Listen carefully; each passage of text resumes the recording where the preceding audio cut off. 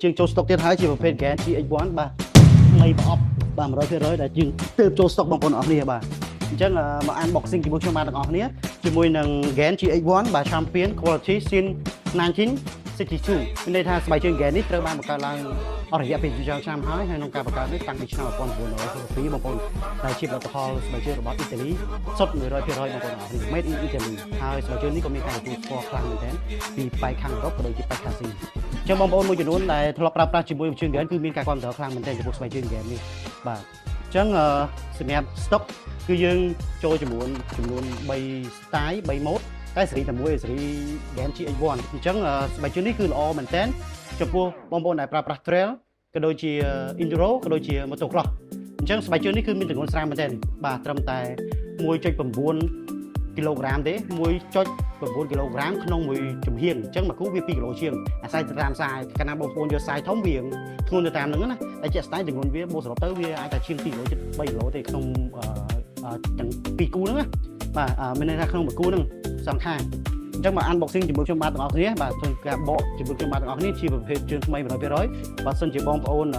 ចាប់អារម្មណ៍ពណ៌មួយណាមួយអាចដាក់កំងបានមានគ្រប់ផ្សាយ free តែម្ដងហើយចំពោះពណ៌ទី1គឺជាប្រភេទពណ៌បែបក្រហមបាទក្រហមខ្ចីឡាយជាមួយនឹងពណ៌ខៀវអញ្ចឹងស្បែកជើងនេះធ្វើចេញមកលក្ខណៈថាស្អាតហើយពណ៌អាចជិះបានច្រើនប្រភេទម៉ូតូទៀតទី1ពណ៌ក្រហមយើងអាចជិះជាមួយ CS ក៏បានពណ៌ខៀវយើងអាចជិះជាមួយ WR ឬក៏ YZ នេះក៏បានបាទ YZ ពណ៌ខៀវCS ពណ៌ក្រហមហើយពណ៌ highlight នេះយើងអាចជិះបានទូទៅអញ្ចឹងហើយកន្លែងនេះឡាយជាមួយនឹងពណ៌ខៀវបងប្អូនអរគ្នាហើយកលឹកកាប់បិទបើកហ្នឹងបាទក៏ឡាយជាមួយនឹងពណ៌ក្រហមដែរអញ្ចឹងចំពោះ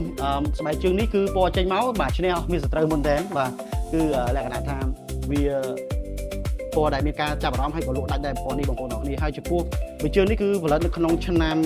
តែទើបតែផលិតទេបាទ delay វាខ្ពស់មែនតើបងប្អូនអរគ្នា delay វាគឺឆ្នាំ2026បងប្អូនបាទហើយមួយជើងនេះគឺមានទំហំលេខ47បងប្អូនបាទស្បែកជើងនេះជាប្រភេទស្បែកជើង GAN ដែលមានការពារជាមួយកញ្ចក់ខាងមុខការពារជាមួយនឹងម្រាមជើងយើង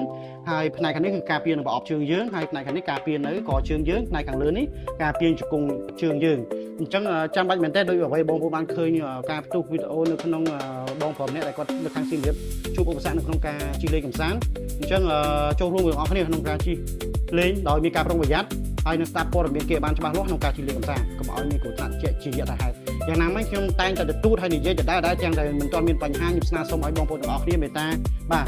រាល់ការជិះលេងគឺទាមទារឲ្យមានហ្គាការពារមានដូចជាស្បែកជើងខ្មងជើងអាវក្រោះកែងដៃស្រោមដៃមួកសុវត្ថិភាពចឹងទៅអញ្ចឹងយ៉ាងណាមិញគឺយើងត្រឡប់មក